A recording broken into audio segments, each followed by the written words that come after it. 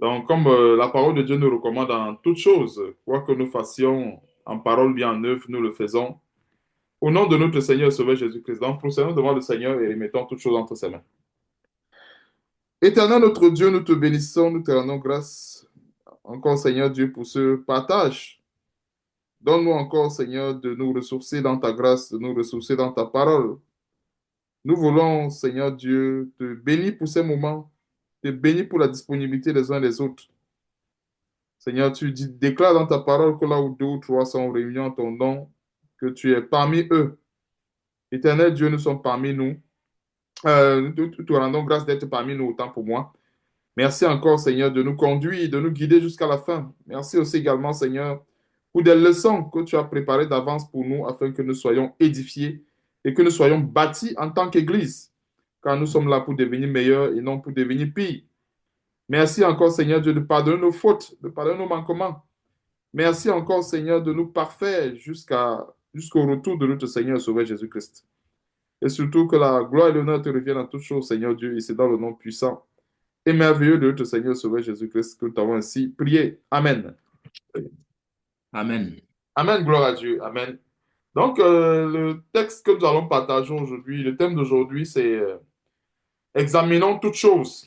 Et examinons toutes choses afin de retenir ce qui est bon. Donc, c'est dans 1 Thessaloniciens chapitre 5 au verset 21. Donc, ça, le thème que nous allons partager aujourd'hui. Donc, examinons toutes choses et retenons ce qui est bon. Et pourquoi ce thème? C'est pour nous aiguiser encore sur le discernement.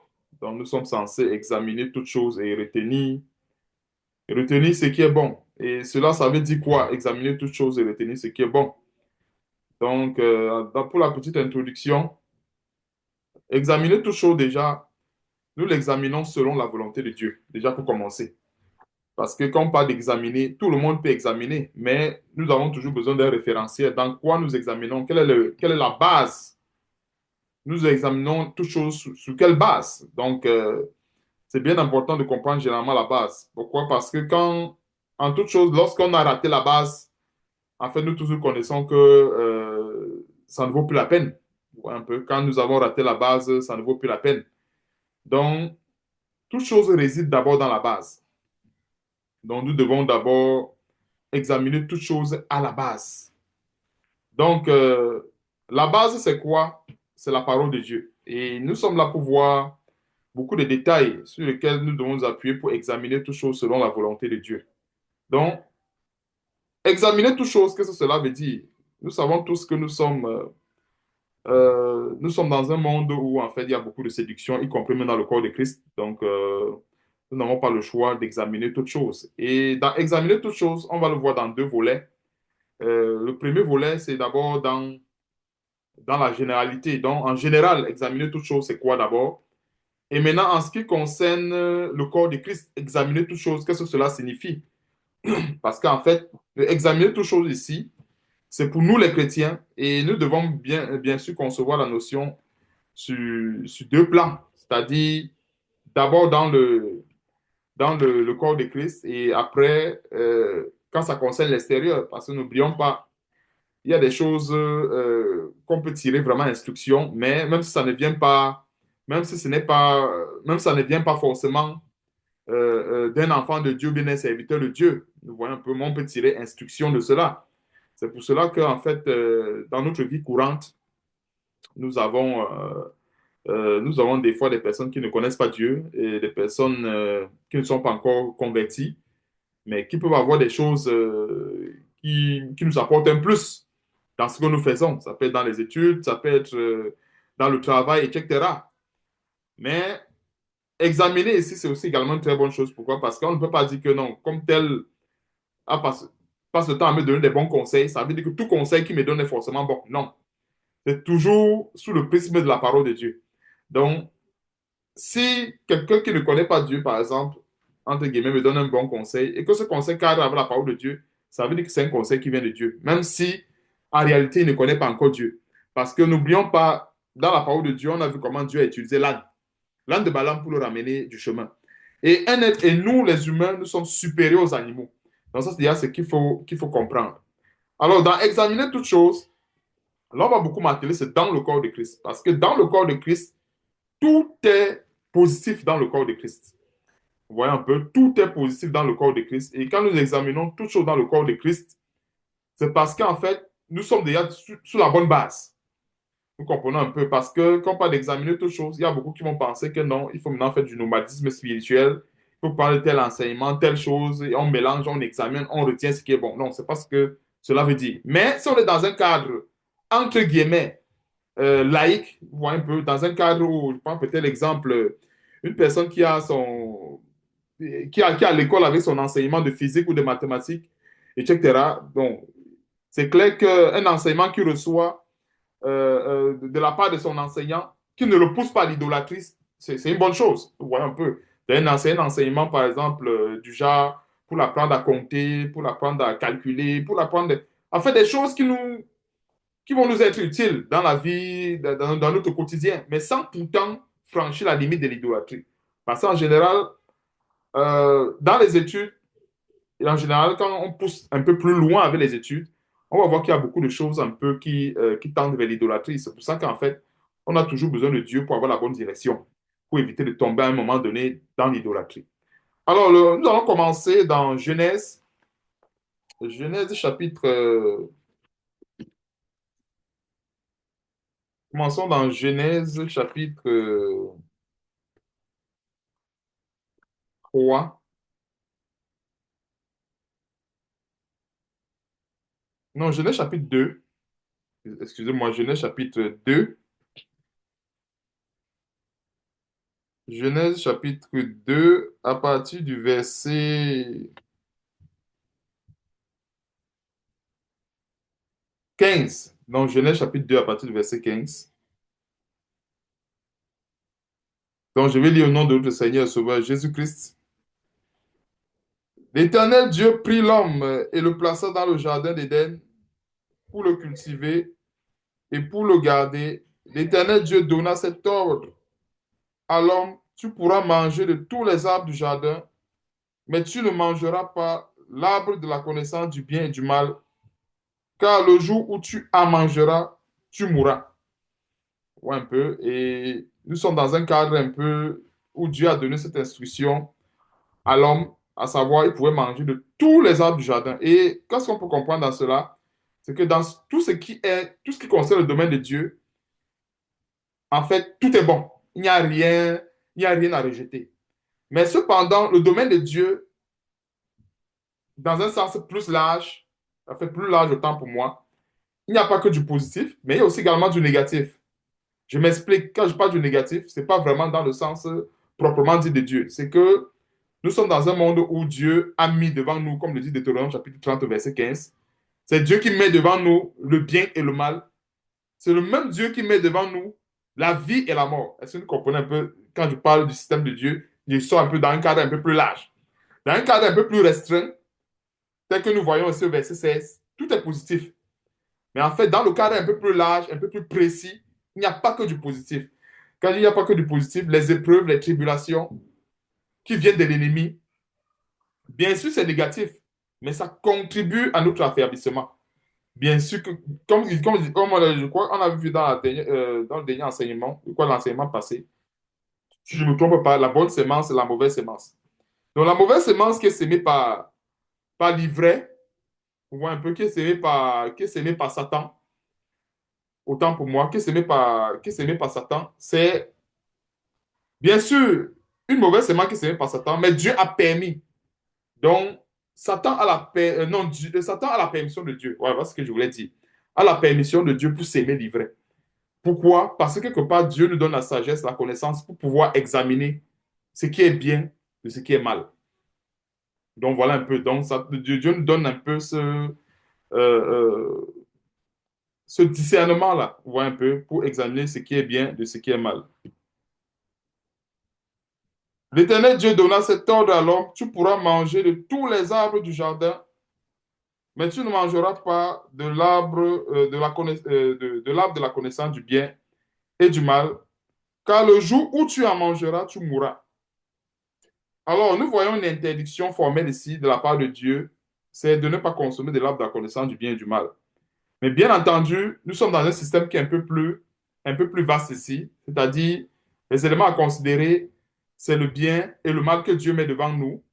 Mais sauf que ici, euh, Dieu met le bien et le mal devant nous et il nous donne la sagesse pour choisir uniquement le bien. Et c'est parce qu'on se comprend un peu, il donne la sagesse pour choisir uniquement le bien. Donc c'est ça une bonne chose. Et c'est pour cela que nous avons toujours à Dieu pour avoir cette sagesse-là.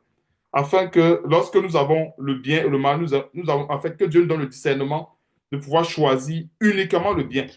Donc c'est ça, examiner toute chose et retenir ce qui est bon. Parce que quand on examine, le but c'est de retenir ce qui est bon. Et dans le corps de Christ, en général, on a besoin d'examiner sous une bonne base. Enfin, sur la bonne base, autant pour moi, excusez-moi, sur la bonne base. C'est quoi? Qu'est-ce que j'entends par la bonne base? Déjà, la source de l'enseignement. Et la source de l'enseignement est une bonne chose. Je dis ça pourquoi? Parce que la parole de Dieu, elle est, c'est quelque chose de pur.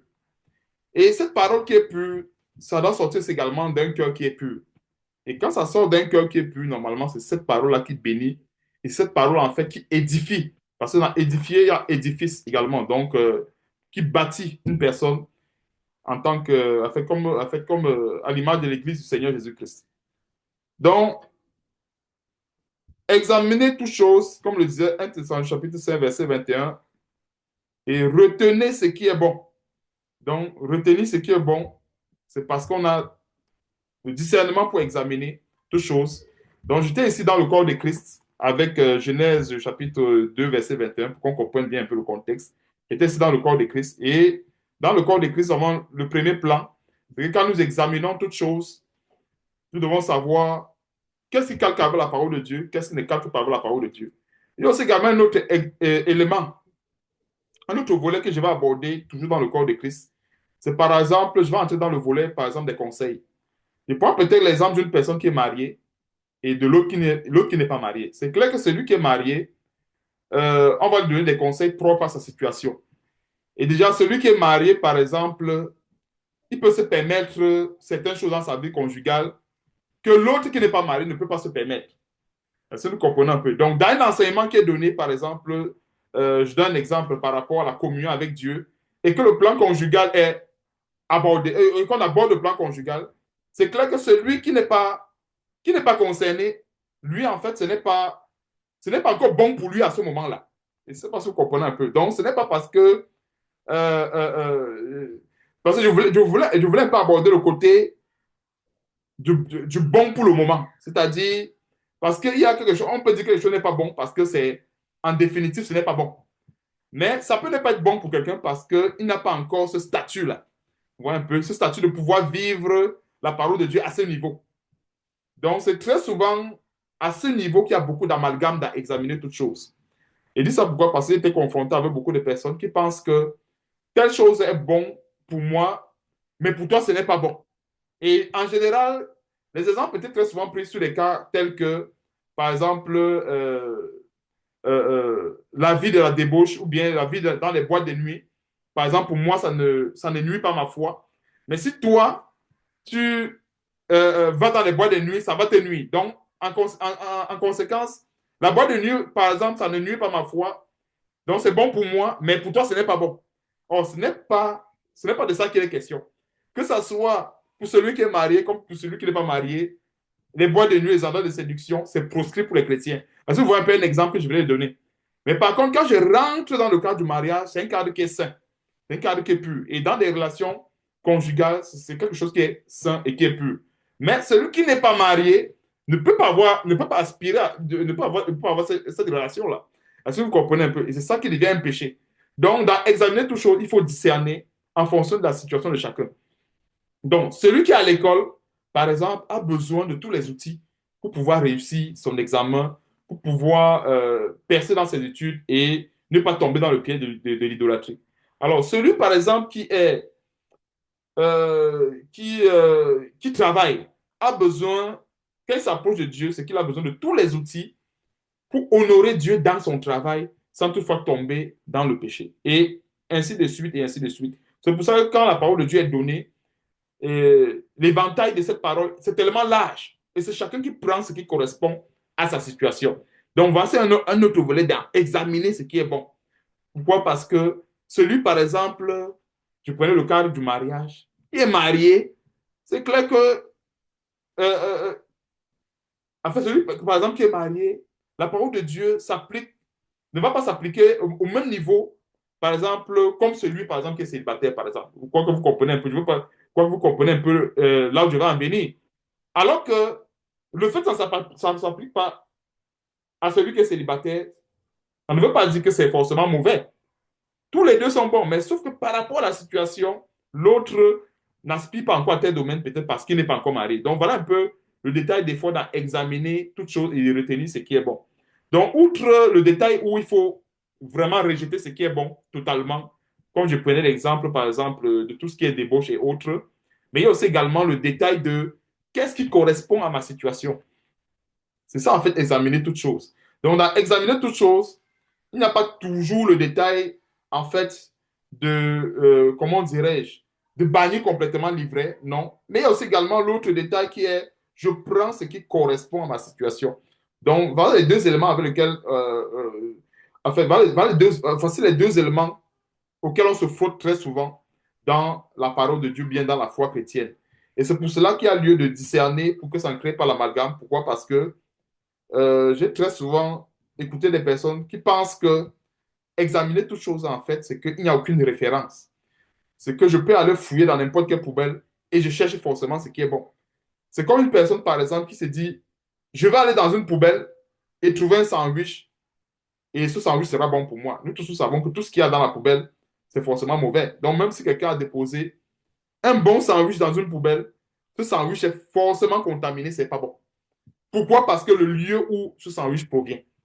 Alors que une personne peut trouver un repas qui peut-être apparemment, ça ne lui plaît pas, et que ce repas provenant d'un milieu qui est sain, ce repas sera bon pour lui, parce que le repas vient d'un milieu qui est sain. Donc, voici un peu les images allégoriques que je peux donner par rapport à la parole de Dieu. Bon, on doit pouvoir avoir cette capacité d'examiner, c'est quoi ce sandwich qui vient de la poubelle, ou bien c'est quoi ce repas qui ne me plaît pas, mais ça sort d'un cadre qui est sain. Et ce repas, bien que ça ne me plaît pas, c'est bon pour moi. Est-ce que nous voyons un peu dans examiner? C'est que Dieu peut dire, OK, au lieu d'aller manger le bon sandwich que tu aimes dans la poubelle, qui va te contaminer et t'amener plus tard à la mort, viens plutôt consommer tes nourritures, mais qui ne te plaît pas. Parce que, bon, tu n'aimes pas le goût de cette nourriture. Peut-être c'est amer, c'est pas sucré comme le sandwich qui est à la poubelle. Mais au final, la nourriture qui ne te plaît pas là va te procurer une grande satisfaction plus tard. Vois un peu. Et c'est la parole de Dieu qui nous amène à faire ce bon choix. C'est qu'on va se dire, on se retrouve à un moment donné, on dit, OK, le sandwich me plaît. Mais le lieu où ce sandwich sort, c'est la poubelle. Donc, je ne peux pas aller chercher ce sandwich parce que tôt ou tard, ça va m'empoisonner. Mais maintenant, dans tes nourritures, ça ne me plaît pas. Quand je dis que ça ne me plaît pas, nous savons tous que la chair de l'homme aime ce qui est sucré, aime ce qui n'aime pas les difficultés. Ça, c'est clair. C'est une propriété intrinsèque de cette chair. Nous l'avons en nous. Mais nous devons pouvoir dominer cette chair. De quelle façon? Nous devons savoir que tout ce qui... En fait, quand nous trouvons une certaine résistance avec la chair, ça veut dire que c'est bon. Ça, c'est déjà le premier élément de discernement. Parce qu'en général, dans la plupart du temps, tout ce qui plaît à notre chair, c'est forcément de la séduction. Je dis tout ce qui plaît à notre chair en général. Je prends dans le cadre général. Surtout lorsque on n'a pas encore correctement brisé cette chair, c'est clair que tout ce qui plaît à la chair, c'est forcément la séduction. Mais par contre, lorsque nous avons quelque chose qui ne plaît pas à la chair, où on ressent un pincement, lorsqu'on veut obéir à la parole de Dieu, mais lorsqu'on veut consommer cette chose, ça c'est la preuve que c'est une bonne chose. Vous voyez un peu? Et ça peut produire au départ cette douleur, un pincement, mais plus tard, ça soulage. Hein, c'est comme un traitement. Le traitement est d'abord douloureux au départ, mais plus tard, quand on est guéri, nous avons de la satisfaction. Donc, c'est la même thérapie avec la parole de Dieu. La parole de Dieu, au départ, quand on examine, au départ, quand on la reçoit, elle peut paraître difficile, mais plus tard, elle va nous procurer une grande satisfaction lorsqu'on aura consommé cette parole et qu'elle nous aura bénis.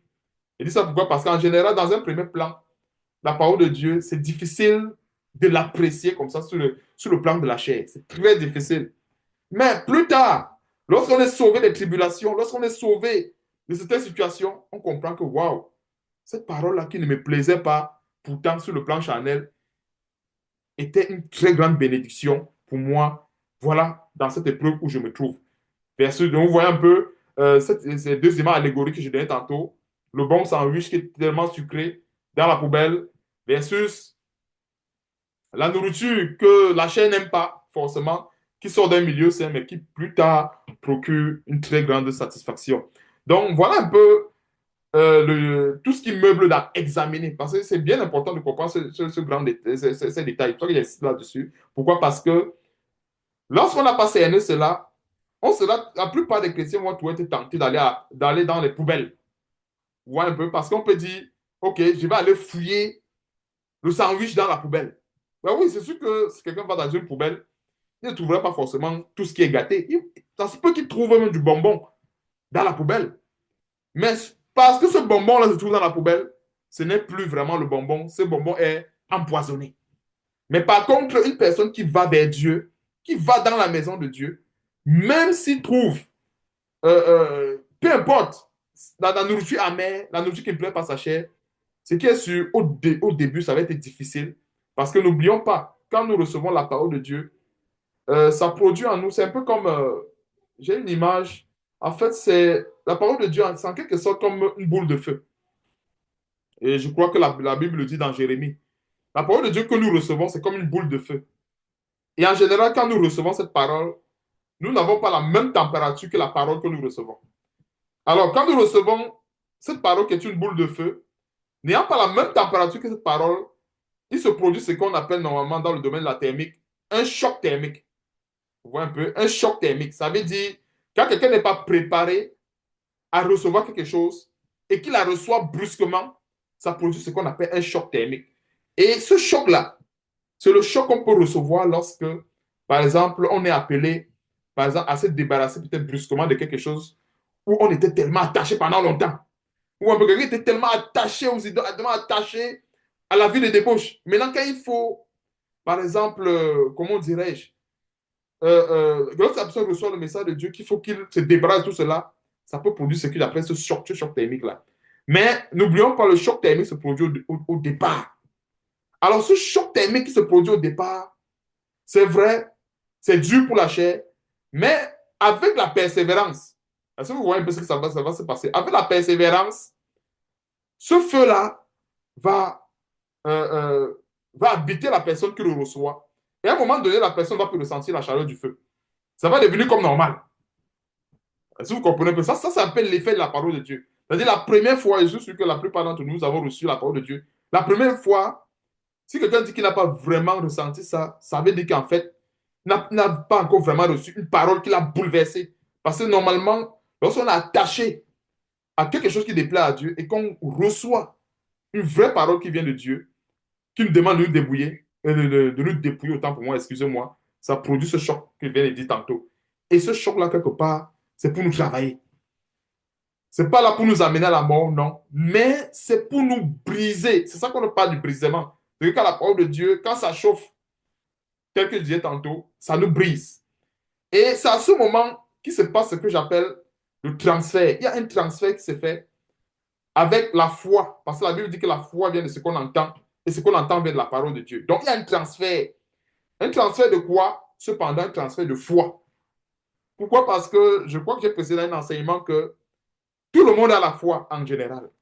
Mais sauf qu'en fait, l'élément référentiel de la foi de tout un chacun, quand quelqu'un n'a pas encore la référence qui est Jésus-Christ, en fait, ce n'est pas la bonne référence. Donc, quand je dis tout le monde a la foi, c'est que même celui qui dit qu'il ne croit pas en Dieu, il croit en quelque chose.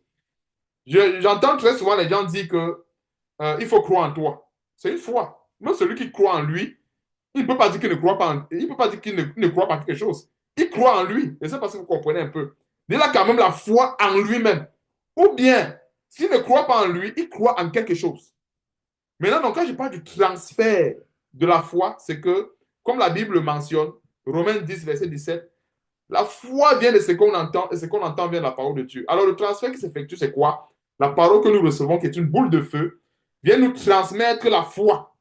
Et quand nous acceptons cette parole, nous délaissons la fausse foi que nous avons pour épouser la nouvelle foi qui arrive. Est-ce que vous voyez un peu le transfert? C'est ce qui se passe. C'est que la personne, quand elle délaisse sa fausse foi, ça peut être aux idoles, ça peut être en lui-même, et qu'elle embrasse la nouvelle foi, à partir de ce moment, elle ressent que la température du feu commence à ça. En fait, à ce moment-là, elle reçoit, comment on dirait, ce n'est plus un choc. Vous voyez un peu? Parce que le choc, c'est parce que la personne n'a jamais entendu. Mais quand la personne reçoit et elle accepte, ça ne fait en produit plus le choc. C'est-à-dire que la personne, en fait, il y a comme un transfert de température. Moi, j'aimerais bien que vous compreniez un peu ce détail. Il y a comme un transfert de la température de la parole que nous recevons vers notre historique de foi qu'on avait par le passé qui était contraire à cette parole. Et c'est maintenant, chemin faisant, qu'on peut être béni et par la suite, qu'on peut bénéficier en quelque sorte des miracles de Dieu, de la gloire de Dieu. Donc voilà, en quelque sorte, examiner toutes choses et retenir ce qui est bon. Je vais aussi également, nous allons aller, tournons de Bible également par la grâce de Dieu, dans 1 Corinthiens chapitre 10. 1 Corinthiens chapitre 10. On va aussi également voir un autre élément qui s'attache aussi également dans examiner, examiner toutes choses. À partir du verset 23, 1 Corinthiens chapitre 10, à partir du verset 23, je vais lire au nom de notre Seigneur Sauveur Jésus-Christ. Tout est permis, mais tout n'est pas utile. Tout est permis, mais tout n'édifie pas. Vous voyez un peu? Et dans tout est permis ici, il y a beaucoup de gens qui... Il y a aussi également beaucoup d'interprétations particulières dans tout est permis. Quand la Bible dit que tout est permis, c'est pour dire que notre Dieu ne nous enferme pas. En fait, nous ne sommes pas en prison avec Dieu. Chacun de nous ici présents, en fait, nous sommes libres. C'est-à-dire que nous sommes libres de vivre comme bon nous semble. Mais Dieu nous rappelle les conséquences de nos actes, afin qu'on puisse choisir le bien et le mal. Est-ce que vous comprenez un peu? C'est ça le tout, tout m'est permis. Tout est permis, mais tout n'est pas utile. Donc, vivre dans la sanctification, c'est permis. Vivre dans le péché, dans la débauche à l'extrême, c'est aussi également permis. D'ailleurs, la Bible dit quoi dans Apocalypse chapitre 22, où on voit cette permission de Dieu. Apocalypse 22, verset 11. J'aime très bien ce verset aussi également. Que celui qui est injuste soit encore injuste. C'est Dieu qui le permet. Pour dire que celui qui veut s'attacher à l'injustice, Dieu le permet encore d'être encore plus injuste. Donc, si quelqu'un veut être injuste, qui ne reste pas au niveau superficiel, qui devient encore plus qu'injuste. Et que celui qui est souillé se souille encore. C'est ça, en fait, tout est permis. Et ça, vous comprenez un peu. Je veux un peu la parenthèse dans tout est permis. Pour dire, en fait, que Dieu a donné ce libre arbitre aux hommes. Mais, est-ce que la souillure, est-ce que l'injustice est utile pour nous? Nous avons la réponse. Donc, voilà, tout est permis. Tout est permis. Tout le monde peut vivre comme bon lui semble. Mais seulement, si on a autant pour moi un objectif à atteindre dans la vie avec Jésus-Christ, nous devons commencer à examiner toutes choses. Est-ce que vous comprenez un peu? Donc, Dieu a mis tout devant nous. Mais, c'est pas parce qu'il a mis tout devant nous, c'est comme, et je prends peut-être un exemple, il y a un exemple qui me vient rapidement en tête. Il y a quelqu'un qui va dire, euh, je crois qu'il y a une parole même qui le dit, quelqu'un qui reste peut-être dans une situation, il est tenté par toutes sortes de péchés, et il dit que bon, de toutes les façons, si Dieu a permis que je sois tenté ainsi, ça veut dire que c'est bien. Parce que bon, c'est lui qui a permis de toutes les façons. Donc, je ne sais pas, vous comprenez un peu le sens. Pour dire que bon, Dieu a permis que je sois tenté. Donc, si je me laisse tenter, ce n'est pas un péché. Je ne sais pas si vous comprenez un peu ce que ça veut dire. C'est-à-dire que quelqu'un se retrouve dans une situation où il y a la tentation, mais il ne résiste pas à la tentation. Il se laisse vaincre par la tentation Parce qu'il dit que, OK, comme c'est Dieu qui l'a permis, ça veut dire que c'est une bonne chose. C'est alors très faux. Dieu peut permettre qu'il y ait la tentation, mais il va attendre à ce que nous produisons la foi. En fait, Dieu va s'attendre à ce que, autant pour moi, qu'on puisse vaincre la tentation. Pas qu'on tombe dans la tentation, non, mais qu'on puisse vaincre la tentation. Et c'est pour ça qu'en fait, quand nous sommes dans une situation, nous devons toujours examiner qu'est-ce qui est bien pour moi, qu'est-ce qui est juste pour ma foi. Et c'est avec ça qu'on va pouvoir prendre de bonnes décisions.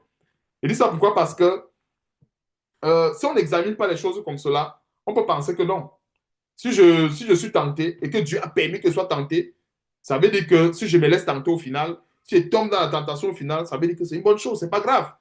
Mais non, c'est pas parce que Dieu a permis que c'est forcément bon. Si vous comprenez un peu, tout est permis.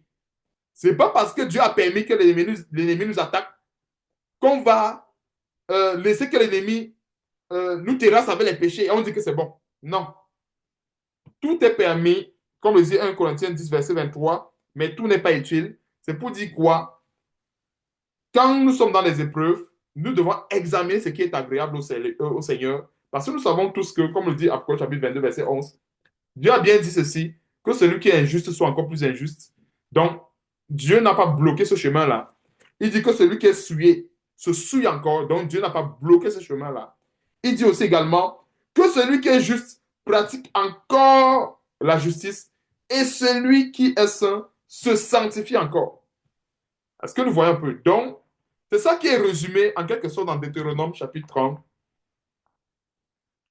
Allons dans Deutéronome, je crois que ça va être le dernier verset pour clôturer. Dans Deutéronome chapitre 30, verset 15. C'est ça qui est résumé ici. Deutéronome chapitre 30, verset 15, il est écrit, vois, je mets aujourd'hui devant toi la vie et le bien, la mort et le mal. Il y a les gens qui pensent que Dieu met seulement le bien, le bien, le bien, le bien. Voici la Bible qui nous enseigne que Dieu ne met pas seulement le bien. Il met aussi le mal. Il met aussi la mort. Pourquoi il met le bien? Pourquoi il met le mal? Pourquoi il met la mort? C'est parce que Dieu nous a donné la capacité d'examiner. Il nous recommande d'examiner toutes choses. Voilà pourquoi il met ces choses. Il dit ça pourquoi? Parce que la parole de Dieu a un sens. Et il faut qu'on comprendre le sens de la parole de Dieu, il faut toujours rentrer un peu plus en profondeur. Donc, quand nous avons des détails comme ceci, je mets devant toi la mort et la vie, le bien et le mal. Dans un premier plan, on peut ne pas comprendre. Pourquoi est-ce que Dieu le fait? Pourquoi un Dieu qui exhorte ses enfants à vivre dans la sainteté, pourquoi est-ce qu'il met devant ses enfants encore le mal? S'il veut bien que l'enfant ne tombe pas, pourquoi est-ce qu'il le met? Mais attention, nous sommes des soldats, n'oublions pas cela. Alors, un soldat doit faire face à toute épreuve. Donc, quand Dieu fait venir les épreuves, Dieu sait pertinemment qu'il nous a donné les armes.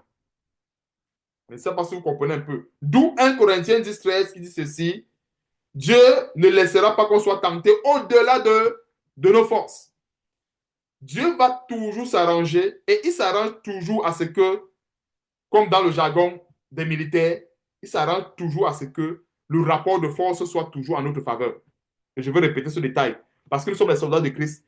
Dieu s'arrange toujours à ce que le rapport de force soit en notre faveur. Et en général, pour récupérer ce rapport de force qui est en notre faveur, il faut la foi.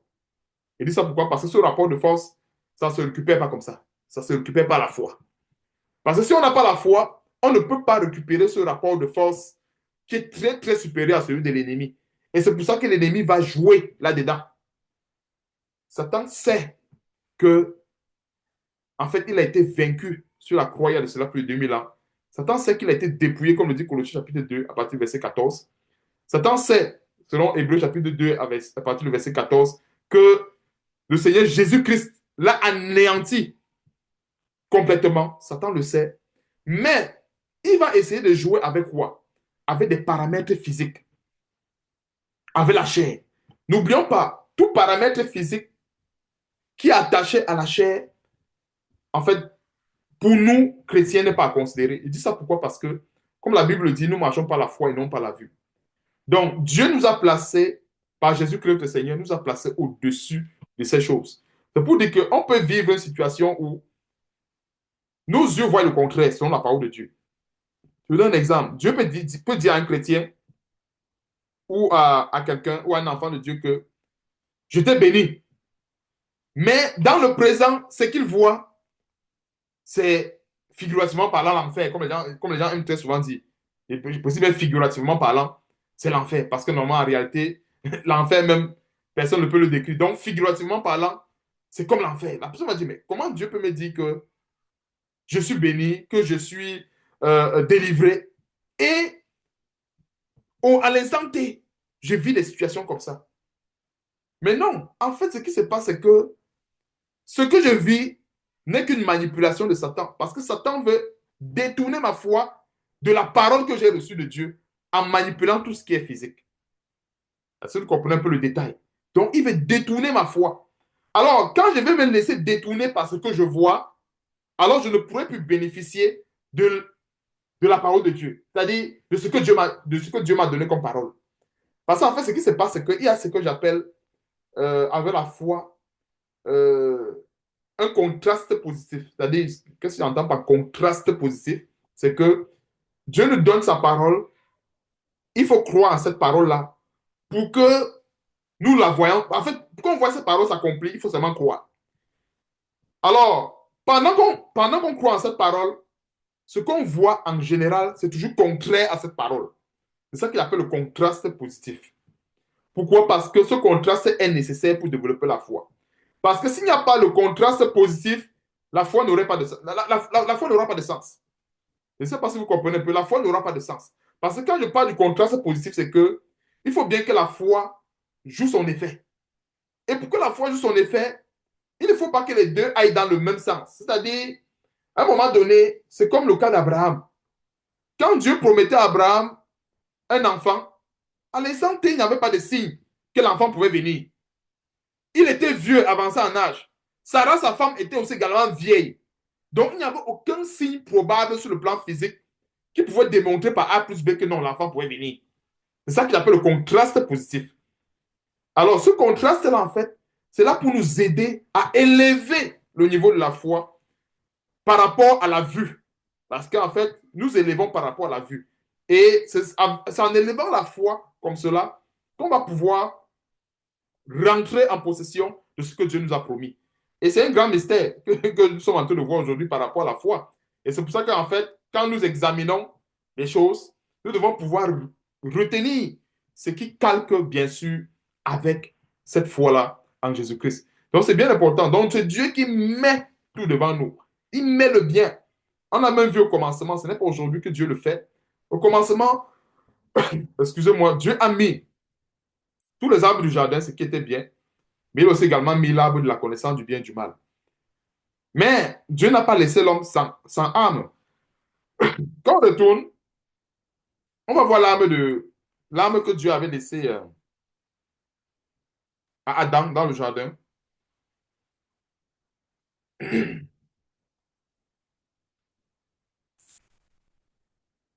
Parce que c'est toujours au commencement que nous voyons un peu le fondement de toute chose. Tout a été donné au commencement. Alors, au verset 16, Dieu a mis à la disposition d'Adam et Ève tous les arbres du jardin.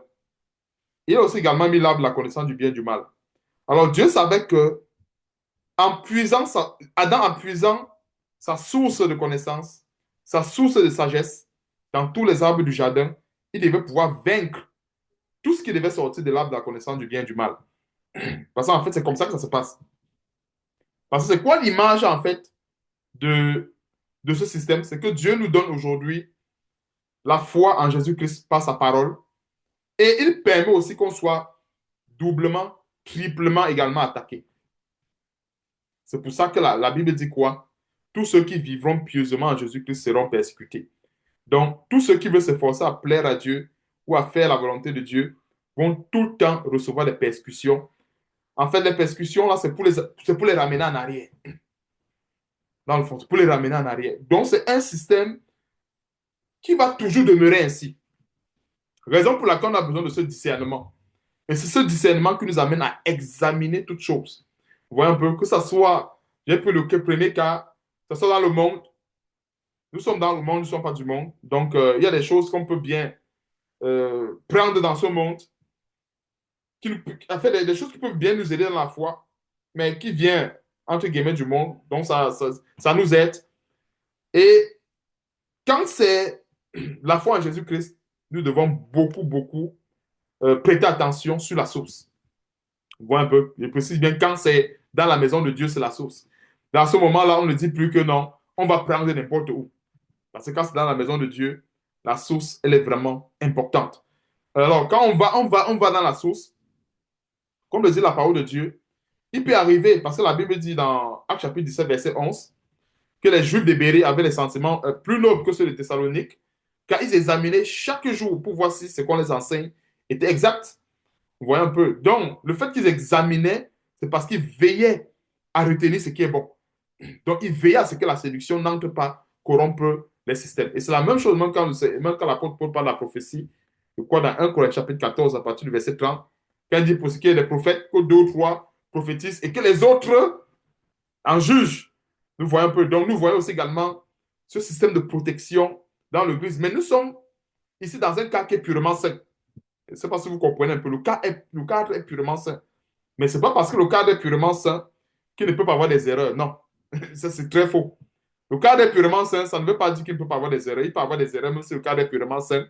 Mais ce n'est pas à mélanger avec un cadre qui est purement souillé et qu'on cherche le bien là-bas. Je ne sais pas si vous voyez un peu la différence. Donc c'est bien important. Parce qu'en fait, ce que Dieu recherche toujours, c'est que ses enfants examinent toujours les voies de Dieu. C'est que nous nous En fait, Dieu voudrait qu'on se perfectionne davantage. Je ne sais pas si vous comprenez un peu. Dieu voudrait qu'on se perfectionne. Dieu sait qu'il y a de la faiblesse et euh, que l'homme est faillible. Mais comme je disais, ce côté faiblesse que nous avons en nous, Dieu l'a permis exprès afin que nous, on ne se glorifie pas, afin que nous, on puisse toujours aller vers lui. Est-ce que vous comprenez un peu la révélation sur la faiblesse que nous avons? Et dis ça pourquoi? Parce que si Dieu avait permis que l'homme soit infaillible, je vous assure, la foi n'aurait plus de sens. C'est parce que vous comprenez un peu ce principe aussi également qui est lié avec la foi. La foi n'aurait plus de sens. Pourquoi? Parce que l'homme est infaillible. Vous voyez un peu? Et c'est la même chose qu'on a vu avec Jésus-Christ notre Seigneur. On a vu que Jésus-Christ notre Seigneur, lorsqu'il était sur la terre, il était faillible. C'est bien sûr qu'il n'a pas péché. C'est précis que quand il dit qu'il était faillible dans le sens qu'il était, enfin, il était faible. Voilà, je veux plutôt utiliser l'expression faible. Il était faible devant Dieu. C'est-à-dire qu'il était, oui, devant son Dieu, il était faible. Voilà pourquoi il priait. Et même avant d'aller sur la croix, il a aussi également prié. Donc la faiblesse, c'est une bonne chose. C'est aussi également une forme de protection. Vous voyez un peu, protection par rapport à quoi? Je crois que vous avez la réponse. La protection par rapport à l'orgueil. Parce que en général, quand l'homme se sent fort quelque part, il y a tout ce sentiment d'orgueil. Qu'on le veut ou pas, ça monte. Parce que imaginons, je me rappelle quand on était encore à l'école, quand telle personne est le premier de la classe, il est plus fort que tout le monde. Il y a de l'orgueil. Je ne sais pas si vous comprenez un peu. Il y a de l'orgueil. Ça monte, c'est naturel. Mais j'ai compris quelque part que Dieu a souvent permis qu'on traverse des situations où on est souvent exaspéré. C'est-à-dire que tu traverses une situation où tu te demandes que mais, la délivrance va venir par où?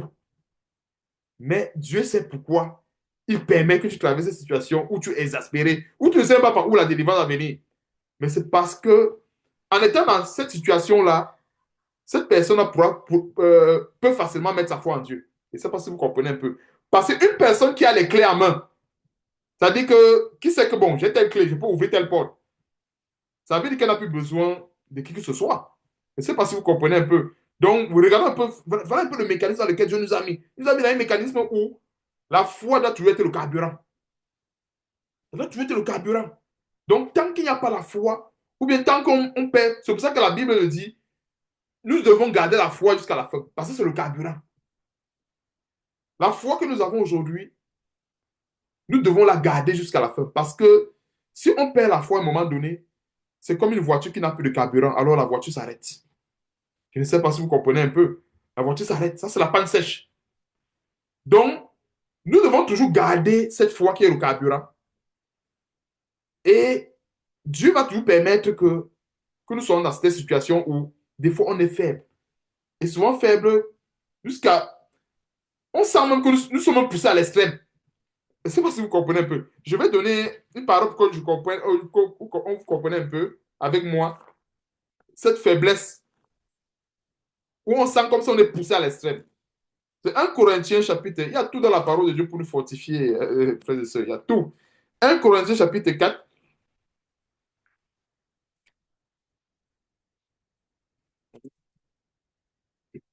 apôtre Paul, c'est pour ça que nous devons beaucoup bâtir la foi sur les écrits, beaucoup bâtir la foi. Si on veut voir la main de Dieu, méditons beaucoup la parole de Dieu, ça va beaucoup nous aider. Ça va énormément nous aider, énormément nous aider. 1 Corinthiens chapitre 4, à partir du verset 10. Ce sont les apôtres qui nous ont précédés dans la foi. Hein. Nous sommes fous à cause de Christ. 1 Corinthiens chapitre 4 à partir du verset 10. Nous sommes fous à cause de Christ, mais vous, vous êtes sages en Christ. Nous sommes faibles. Parce que vous voyez le détail. Les apôtres, ceux qui ont donné la parole de Dieu, c'est-à-dire que la Bible dit que Dieu a fait premièrement dans l'église des apôtres. Eux-mêmes, ils témoignent qu'ils sont faibles. Et ce n'est pas la blague. Ils étaient faibles. Malgré la connaissance, malgré les miracles qu'ils faisaient, devant Dieu, ils étaient encore faibles. Donc, comparons les apôtres à nous. Voyons que nous sommes trop loin derrière. Donc, si nous sommes faibles, en fait, ça veut dire que nous sommes sur le bon chemin. En principe. Si nous sommes dans une situation où, en fait, nous avons toutes les clés et que nous contrôlons la situation comme on a l'habitude de dire, ça veut dire pas que nous sommes dans la séduction. Parce qu'en fait, je vous dis quelque chose, c'est que quand quelqu'un pense qu'il contrôle la situation, en fait, il est à séduit par Satan. Parce que Satan aime donner l'impression à l'homme qui contrôle. Et je me rappelle des fois qu'on était même à l'école, on voit quelqu'un qui s'égare, il dit que non, laisse, il contrôle la situation. Mais en principe, il ne contrôle pas la situation, mais il se laisse contrôler par un autre esprit qui le fait croire qu'il contrôle la situation. Je ne sais pas si vous comprenez un peu. Parce qu'en fait, ce qui se passe, c'est que cette faiblesse, c'est comme un vent qui nous secoue. Vous voyez un peu, moi j'ai regardé à l'époque les dessins animés, un vent qui souffle à telle enseigne qu'il y a une personne qui s'accroche à un arbre parce qu'il ne veut pas se laisser emporter par le vent. Je donne cette image figurative parce que c'est comme ça qu'on doit avoir la foi. C'est-à-dire le vent de la tribulation souffle, je ne dois pas me laisser emporter par ce vent. Même si je vois un arbre quelque part, je m'accroche sur l'arbre là. Ça va souffler, peut-être les pieds vont se balancer, le corps va balancer, mais au moins je ne vais pas me laisser emporter, c'est la finalité. Et c'est comme ça qu'on doit avoir cet esprit combatif. Et des fois, dans ce genre de figure que je vais te donner, nous voyons la foi. Toi, une personne que le vent souffle, elle se dit que, ok, bon, je vais faire comment? Le vent m'emporte, ok, je me laisse emporter. Non. Cherchons un appui dans la parole de Dieu. Parce que l'arbre là, c'est l'image, c'est une allégorie de la parole de Dieu, d'un verset biblique qu'on va trouver. Alors, quand on a trouvé un verset biblique, c'est comme un arbre, c'est comme un appui. On s'accroche dessus. Est-ce que le vent va nous balancer? Oui, ça peut nous balancer. C'est pas grave. Le problème, ce n'est pas que ça nous balance. Le problème, c'est qu'il ne faut pas que ça nous emporte. Je ne sais pas si vous comprenez un peu. Le vent peut balancer, mais tant que ça n'emporte pas, au final, c'est bon. Et c'est ce qu'on va voir ici. Nous sommes faibles, mais vous êtes forts. Vous êtes honorés et nous sommes méprisés. Jusqu'à cette heure, nous souffrons la faim. Nous prenons les grands serviteurs de Dieu qui souffrent la faim. La faim, la soif, la nudité. Nous sommes maltraités, errants ça et là. Nous nous fatiguons à travailler de nos propres mains, injuriés. Notons bien ces grands détails. Nous bénissons, persécutés, nous supportons. Calomniés, nous parlons avec bonté.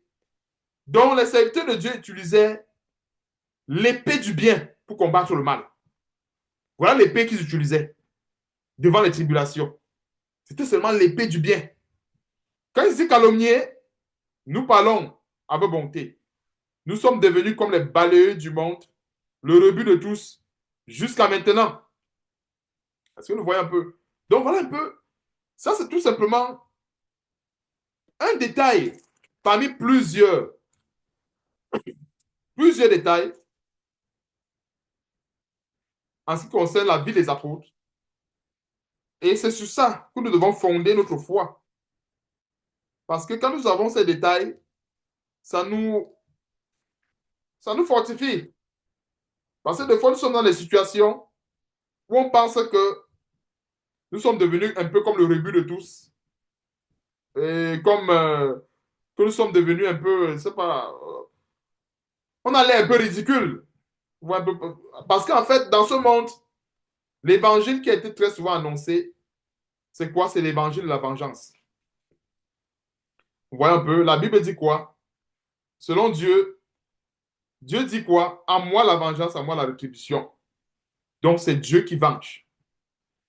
Et pour laisser Dieu venger, il faut le laisser, il faut accepter la faiblesse.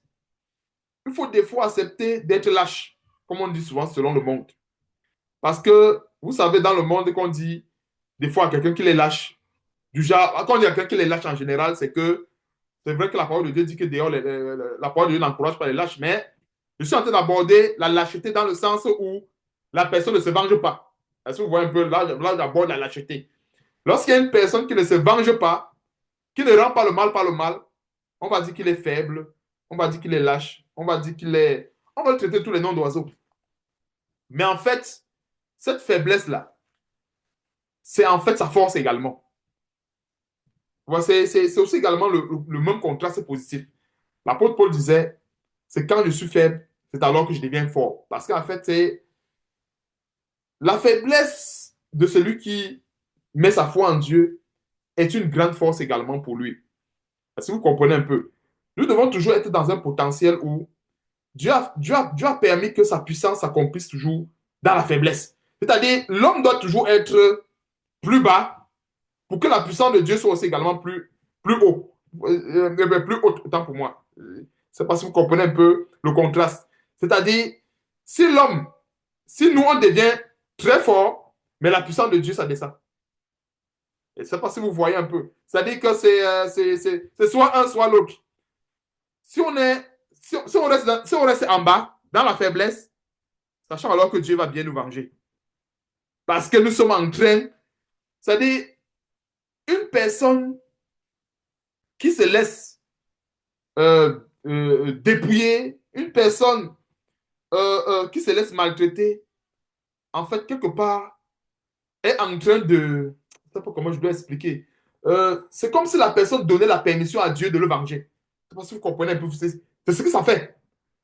C'est-à-dire une personne qui est là, qui accepte tout, on l'insulte, on marche sur la personne, on l'insulte de tous les noms. En fait, cette personne est en train de donner l'autorisation à Dieu d'agir. Mais par contre, celui qui se venge, celui qui rend le mal par le mal, oh, il est en train de faire le contraire. Il est en train de faire le contraire parce que à ce moment-là, qu'est-ce qui se passe? Dieu ne peut plus agir. Parce que Dieu agit dans un seul contexte.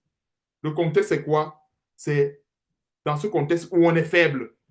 Alors, si on devient fort, si on contrôle la situation, comme certaines personnes qui sont dans la séduction pensent, parce qu'il y en a qui pensent qu'ils contrôlent la situation, alors qu'ils ne contrôlent pas. En fait, c'est Satan qui les contrôle et Satan les fait comprendre qu'il contrôle la situation. Mais il ne contrôle pas la situation. Donc, si quelqu'un pense qu'il contrôle la situation, en fait, c'est qu'il est envoûté par Satan. Parce qu'en réalité, Dieu a permis que le chrétien soit faible pour que lui puisse agir. Et dans tous les miracles que Dieu a opérés dans la Bible, nous avons toujours vu cette relation-là de faiblesse à la puissance. On peut prendre le cas de Lazare. On peut prendre le cas de Joseph. Une personne qui est tentée par une femme et il fuit, il laisse son vêtement. Je ne sais pas si vous comprenez un peu. Il fuit, c'est-à-dire que dans ce monde, on devait le qualifier de... On devrait même dire que ce n'est pas un homme. Je ne sais pas si vous comprenez un peu la situation. On devrait dire que ce n'est pas un homme. Mais qu'est-ce qui s'est passé plus tard? Comme ça ne suffisait pas, il a fait la prison. Donc, la première faiblesse, c'est que il a manifesté la faiblesse qu'on va dire, OK, tu n'es pas un homme. On va dire, mais peut-être tu es impuissant, c'est pourquoi tu as fui. Vous comprenez un peu. On va dire, mais c'est tellement, Joseph, il était impuissant, c'est pourquoi il a fui. Donc, première faiblesse. Seconde faiblesse, On le met en prison. Comme ça ne suffisait pas. Il accepte. Il ne se plaint pas. Il ne maudit pas Dieu. Il fait la prison tranquillement. Et plus tard, on voit comment est-ce que Dieu a ouvert une porte avec le songe qu'il a donné à Pharaon. Et voilà comment est-ce que la porte de la prison s'est ouverte pour Joseph. Mais on voit qu'il y a eu beaucoup de faiblesses. Je pense, j'ai oublié l'autre détail où il a été vendu comme esclave. Ainsi de suite. Chez Lazare, il était mort et la Bible mentionne que le corps sentait même déjà. C'est-à-dire, des fois, quand quelqu'un est mort et que le corps ne sent pas encore, on peut dire, OK, il y a espoir. Mais quand l'odorat perçoit déjà l'odeur de la pourriture, on peut se dire qu'il n'y a plus rien à faire. Mais c'est en ce moment-là que la puissance de Dieu s'est manifestée. Et le Seigneur Jésus-Christ a répété cela à Marthe. Marthe, ne t'ai-je pas dit que si tu crois, tu verras la gloire de Dieu? Il faut croire dans quelle situation? Dans une situation où on a un corps mort. Dans une situation où le corps n'est pas seulement mort, mais le corps dégage les odeurs. Je ne sais pas si vous comprenez un peu le degré de la foi. Et toutes ces situations, c'est-à-dire qu'on peut prendre également le cas de Meshach, Shadrach, Abednego, le cas de Daniel dans la fosse au lion. Les cas sont légion. Le cas de Anne, le cas de... il y a tellement de cas dans la Bible. Esther également, son cas. Où il y avait un édit, je crois, l'édit de Haman, que Haman avait formé un coup pour exterminer tous les Juifs. Avec la foi, avec elle se sentit faible. Et pour le cas d'Esther, il y a tellement en fait, tellement bénissant l'histoire d'Esther que nous voyons comment est-ce que elle, en tant que reine, elle a jeûné 3 jours sans manger avec ses servantes, sans boire de l'eau. Regardons comment elle s'est rabaissée. Aujourd'hui, il y a quelle reine qui peut accepter passer une journée sans manger? Passer une journée sans manger. Parce que quand on dit passer une journée sans... Mais il y a quelle reine de passer une journée à sec sans manger? Et elle a jeûné comme ça avec qui? Ses servantes. En général, même quand il y a une reine peut-être qui doit faire des choses comme ça, elle se cache parce que quelque part, c'est un peu comme une honte. Vous comprenez un peu. C'est-à-dire que même si elle doit se rabaisser, il ne faut pas que non, les servantes, elle ne doit pas ça. Mais elle jeûnait avec ses servantes. Donc ça veut dire que Esther, pour le cas d'Esther, elle s'était même rabaissée même au niveau de ses servantes. Il y a tellement de cas, même avec Jonas, dans la Bible, on voit qu'il y a le roi si je ne me trompe pas, de la ville de Ninive, qui a jeûné avec le sac et la cendre, avec aussi également les bêtes. Ils se sont rabaissés. Et Dieu a dit non. Voilà. Terminons avec le cas de Jonas. Il y a tellement de cas dans la Bible par rapport à la foi. Je crois que Dieu a bien voulu qu'on comprenne ce détail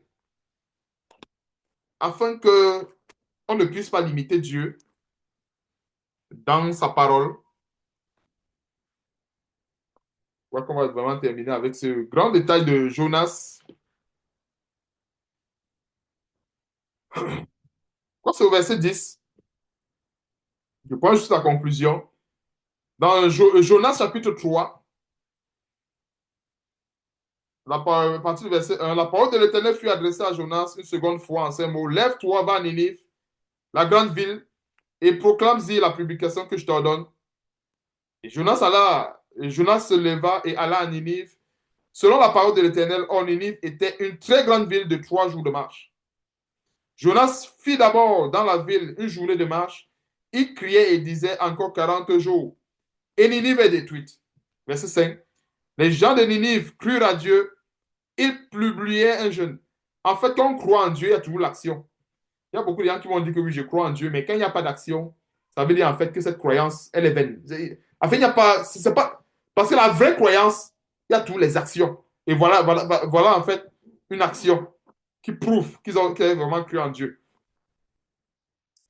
Les gens de Ninive crurent à Dieu, ils plurent bien jeûne et se revêtirent de sacs depuis les plus grands jusqu'aux plus petits. Est-ce que vous voyez un peu l'humilité? Ce n'était pas depuis le plus petit sur le plus grand, depuis les plus grands jusqu'au plus petit. C'est ça la faiblesse. Vous voyez un peu? Parce que la faiblesse, quand nous regardons la force, le principe de la force, généralement, c'est toujours du plus petit au plus grand. Mais quand c'est la faiblesse, c'est du plus grand au plus petit. Ouais, un peu, parce que quand quelqu'un veut démontrer la force, il cherche toujours les plus petits, là. Il commence toujours en bas et il monte pour montrer sa force. Mais quand c'est la faiblesse, c'est le plus grand qui s'incline jusqu'au dernier. Donc, quand c'est le schéma de la faiblesse, c'est le plus petit qui est même le plus fort. Et le plus grand qui est le plus faible. Mais quand c'est le schéma de la force, bon, là, ça, je parle vraiment de la force des hommes, bien sûr. C'est-à-dire que c'est un peu comme dans la jungle. Un lion, si un lion entre dans la jungle, il voit peut-être, je donne un exemple, il voit quoi là? Il voit l'antilope, il voit le guépard, par exemple. Il ne va pas, il ne va pas chasser d'abord le guépard et laisser l'antilope. Je ne sais pas si vous voyez un peu. C'est aussi également le même principe du courant électrique. C'est-à-dire que le courant électrique va toujours chercher le chemin le plus facile. Les animaux, c'est pareil. Il ne va pas se poumonner derrière un animal qui va l'épuiser à 120 km à l'heure. Non. Et qu'à fin de compte, peut-être son pronostic vital pourrait être engagé. Non. Il va plutôt virer vers l'antilope parce que c'est que l'antilope est plus facile. Ou bien vers le zèbre.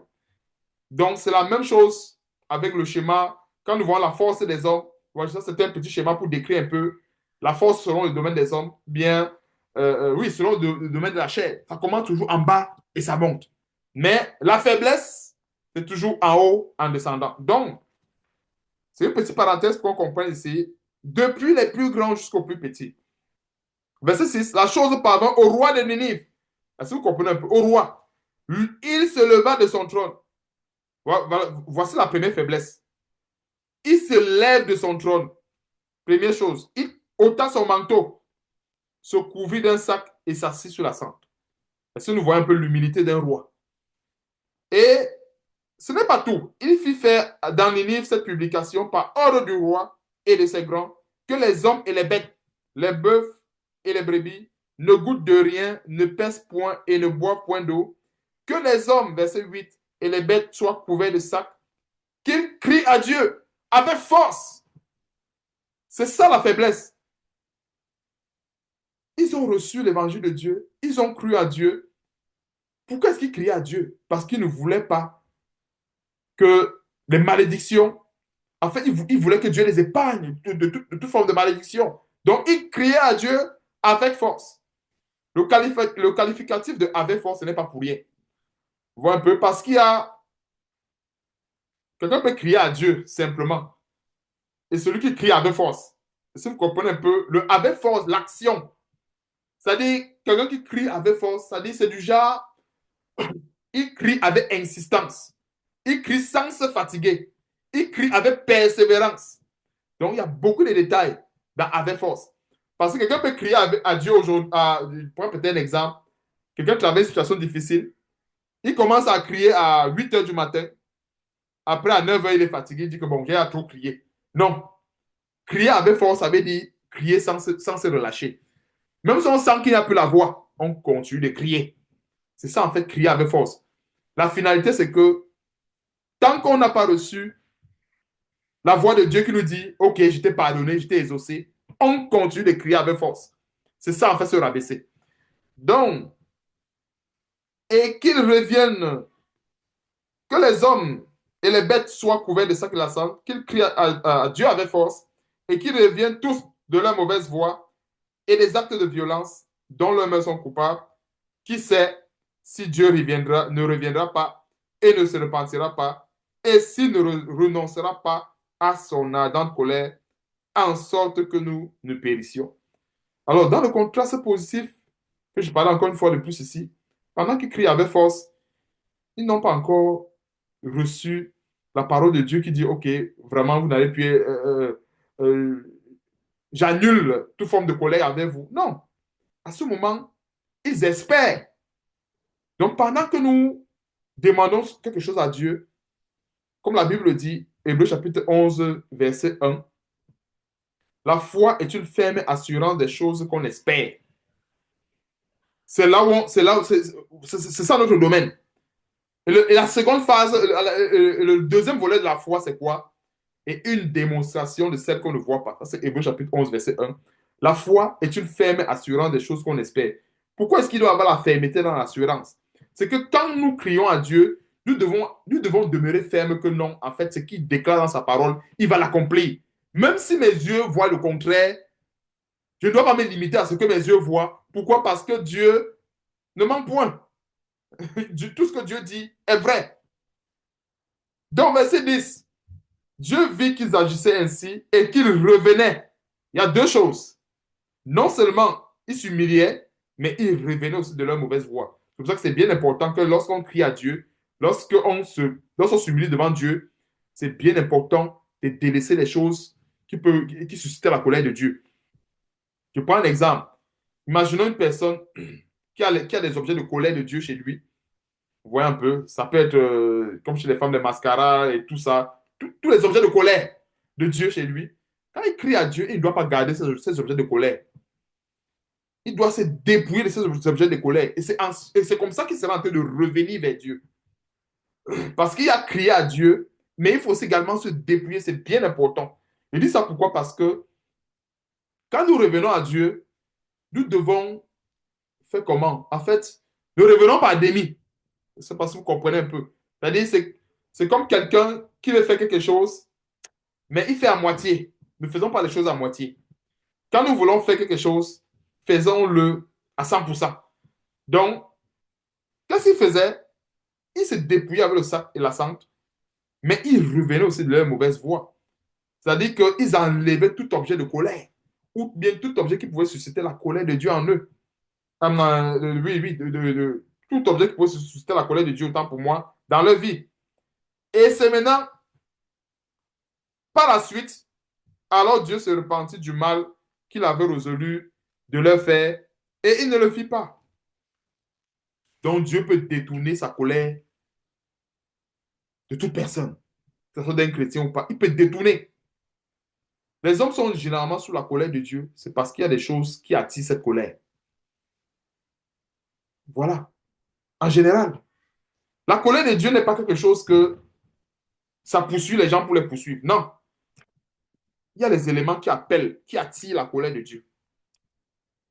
Donc quand Dieu déclenche sa colère, Dieu ne déclenche pas sa colère parce qu'il n'aime pas les hommes, comme plusieurs peuvent le penser. Dieu ne déclenche pas sa colère parce qu'il veut déclencher. Non. Il déclenche sa colère en général parce qu'il y a les éléments qui appellent cette colère-là.